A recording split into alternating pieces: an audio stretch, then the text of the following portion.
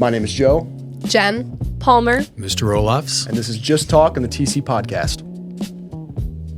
So, good morning, good afternoon, or good evening, wherever you're watching this. Mock trial. What exactly is that for our viewers watching? Well, mock trial is a club like no other at Timothy. We get a case from the Illinois State Bar Association every year that every high school in the state gets, and we go through it. It has affidavits, it has exhibits, jury instructions, pretrial orders. It really feels like a regular case that any lawyer would get. And we perform that. Do you want to talk maybe a little bit more about what it looks like at a trial or a tournament that we go to? Yeah, so there's different roles for each person in the team. There's openers, there's directors, there's crossers, there's closers, and there's witnesses. So this year, Palmer was our opener, I was the closer and one of our crossers, and Joe was actually two of our witnesses. And then with a trial, it always starts with the prosecution or the plaintiff and then goes to the defense. It's the witnesses and the directs, and then their crosses, and then it starts with the open and ends with the close. So you're basically doing a trial, and there's a judge, a real judge often presiding, and then you're scored by lawyers who give a score for every part of the trial. Mock trials are very short. Unlike regular trials, which can sometimes be hours long, we are very short on time. Or days. Yeah. We're very short on time. I believe we only have like an hour and a half per trial. An hour, but we like to do objection battles, and so ours are usually, our one at state went, 2 hours long? Yeah. We had that's like is that a record? 2 hour long state, trial it is, for state. Yeah. Yeah. That's There pretty we go. impressive. Yeah. So a lot of thinking on your feet. It's not a play. You don't just memorize lines. You have to be able to adjust on the fly. It's very difficult, very difficult. Palmer, you just mentioned state. We went down to state for mock trial. Let's talk about that. Yes. That was amazing. State is my favorite weekend of the year. We have some traditions, which are awesome. And But also top secret. Also top secret, so I won't be talking anymore, but they're awesome. And if you're a freshman, you should join mock trial so that you can experience those traditions. But that's all I will say about those, but they're really fun. So state is like a tournament, like what Jen said. We go through those. We have a tournament on Saturday, a tournament on Sunday, and then we get awards and see who got top 10. And then whoever gets top 10, we all scramble and rush and hear what schools we will be playing and do another trial. And so that's what we did. We got second in the state this year, 2 years in a row, which is very exciting. And I think a highlight this year is that we got to play and placed higher than a school that's been winning top first in state for many years now. Mr. Roelofs, do you want to talk more about that? There's a school that won first the last 2 years, and we never played them. So this year we got to play them, and we got second, and they didn't get top 3. And I should say, too, there's only one class in mock trial. So we're playing all the huge schools. We're just a little Christian school, but we do very well. Mr. Roelofs, what role do you play in the club? I'm sort of the producer, putting together, like having to pick the team, and then figuring out parts, which is the most difficult thing. But we have several attorneys that help us. Kathy Stein has been helping us for over 20 years, and she's got a really important job in Chicago, but she makes time for us. We have 2 alumni, Aaron Michnowski and Catherine Carter, who come back and help us. And this year we got Joe's dad, Mr. Hogan, who is an attorney who retired in December, and he just jumped in and has been a really good part of our program. How do you plan on using your mock trial experience in the future?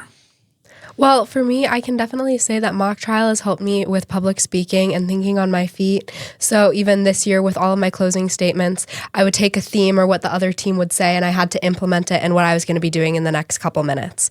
And so it's really taught me a lot about implementing things and just being able to move on my feet instead of being stuck to something that was written or reading off. And with that presentation as well. So I think that'll be really helpful for interviews and whatever job I end up having in the future. Yes, I would definitely agree. The skills that I've learned in mock trial are so helpful. I am thinking about law, but even if I don't go into law, these skills are so helpful, especially as an opener. One of the things I do is introduce our team and also hand out the rosters and like talk to the jury members and the judge beforehand. And especially coming into high school, I was not good at that. And so mock trial is definitely the reason that I can feel confident. I've had to go to different colleges for interviews, scholarship-wise, or honors programs, and being able to have those skills to public speak and come off as friendly but put together has really been such an amazing lesson. And yeah, definitely will be helpful for the rest of my life. Yeah, since I play a witness, I definitely have to think on my feet. The other side of the team, they cross me with questions that try to make me look bad. So I kind of have to like strike back with answers that make me look good. It was definitely a hard thing to learn at first, but it's definitely a great skill to have. I'm definitely going to be using that in the future a lot. Yeah. And I should say these three were all really good at what they did. They all won awards. I think Jen won Outstanding Attorney at every single tournament we were in, right, this year? I think all but one, but that one, yeah. Oh, That the one first. didn't count. No, No, you it was won the second first one. Didn't count. Oh, the second one. Main did. South We don't- tournament. We don't talk about that. Okay. Yeah. No, they're highly decorated. Yeah. And this is the most highly decorated mock trial coach in all of Illinois. I would say so. Yeah. Can we just, how many years have you been doing this? Started in 1983. So that's an interesting story. Shall I share it? I think you Absolutely. should. Yeah. Go for it. So in 1983, I got a thing in my mailbox for a mock trial tournament at the DuPage County Courthouse.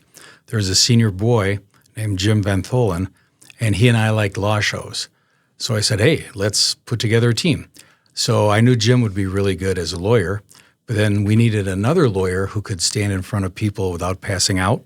So we got a young Mr. Wiener. Okay, Mac Wiener Crazy. was on the first mock trial team because he was then, just like he is now, he can stand in front of people and, be eloquent. And then we needed some witnesses, so we found a boy and a girl who were kind of obnoxious, which is a good thing because I knew they could get cross-examined and have no problem with that. So that's how the whole thing started. So might what have have you to- learned about yourselves by doing mock trial? Joe, you go first. I can be loud.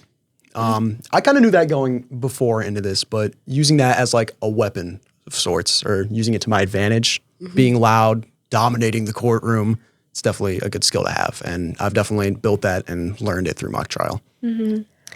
I'd say, honestly, the teamwork in the community of mock trial has been helpful to me to realize that it's so important for me and hopefully for everyone to be a part of a good community. And I think the mock trial community has really taught me the value of a school community and that an after-school community, activity can be so much more than an after-school activity if the people who make it so are there. And I don't know, that's just been something I'll value and I'll strive to look for in other things that I'm a part of in college and life as well. So Definitely. I'd agree with that. For me, I would say that I generally like to play it safe with different things. So I was originally a witness, which I really found fun. I really enjoyed it, but I was always too scared to be an attorney. And then it was my junior year when Mr. Roelofs and our other coaches were like, you have to try being an attorney. I think you'd be really good at this. And at first I was like, I don't know. I don't think this is going to work out very well. But it did. It worked out really well. There was even a tournament where I won the best witness and the best attorney, which was pretty cool. And then this year, I was only an attorney, actually. And it was the same thing again. I was given 2 roles that I had never previously done. I was super scared, did not think I could do it. And again, I did it, and it was great. So also just have those people who believe in me meant a lot, even when I didn't believe in myself. I know we talked a lot about what a case is for mock trial and what it is, but I don't think we've actually talked about what we had this year. It was a really interesting one. It You wanna was talk about really that? interesting. Well, so it was about an ultra marathon runner who was running this 100-mile marathon. So that's like what, 25 hours of running straight, which is pretty crazy, like running through the night. And then on the most difficult portion of the race, which was like a pile of like really big rocks. And it was also after a really bad storm. So the rocks were a little bit loose.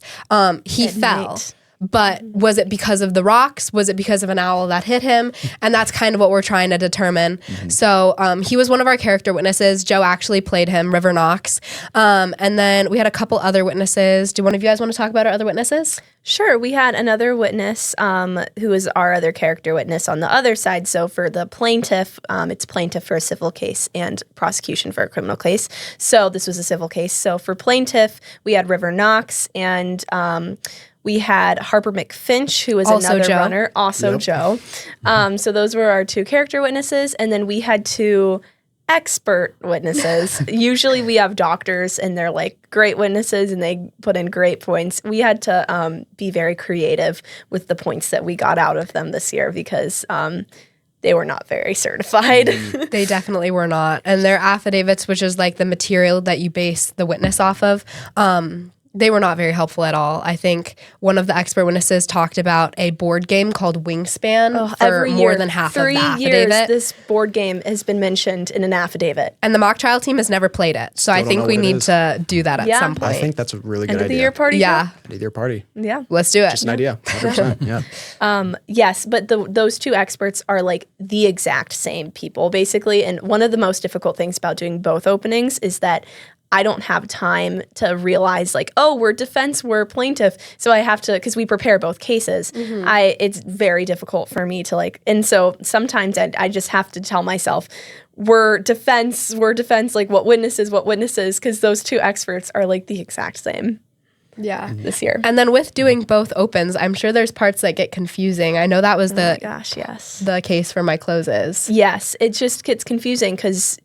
you have to switch so quickly. And even our amazing lawyer coach, Mrs. Stein, will Very sometimes amazing. get confused, which kind of just shows you the level of quick thinking you have to be able to process such information, like switch completely. Like, so it's not even just like an expert. It's your entire theme and your entire argument is completely opposite for both sides. So you have to be able to switch from, oh, River Knox, that guy, like he's lying, like no way, like, or like that he has no argument, to like, oh, River Knox has such a great argument against, and you have to do that within like A couple minutes. a couple minutes. Yeah. I was going to say, what's the most difficult part for mock trial for you? I'd say probably what I just said, the thinking on my feet, because with someone who has, I can get distracted kind of easily. It's definitely been a good learning skill. Yeah. It's an incredible amount of work. I mean, we get the case usually November 1st, and we just finished March 15th. So incredible amount of hours. Last Saturday was my first Saturday off, except for 2 at Christmas. So these guys put in so much work, but that's why there's banners on the wall, right? Because they put the work in. And mock trial is something where the more you practice, the better you can get. Joe could shoot baskets for 4 hours a day, and he's still not going to the NBA. But mock trial, you can really improve. Yeah. I would say definitely not only learning the material, but adapting it, especially with playing both character witnesses this year. I think it was a little rough for me, but I got it down pretty well just because it's just hammering it straight and straight after again. So I would agree with what all of you said. Another thing is, since we had so many different lawyer coaches, which was so helpful, and I'm so grateful for all of them, but they all had a little bit of a different opinion. So Mr. Roelofs would have a different opinion than Mrs. Stein, than Mr. Hogan. So everyone just had a little bit of a different opinion, and it was interesting knowing which one's really best for our case, for me to perform it, and things like that. Yeah. And we do a lot of fun stuff too. We do a lot of work, but we do a lot of fun stuff. Like Palmer talked about, the traditions, which shall not be spoken of, but we do have a lot of fun. Yes. Definitely. thank you. Thank you. Enjoy mock trial.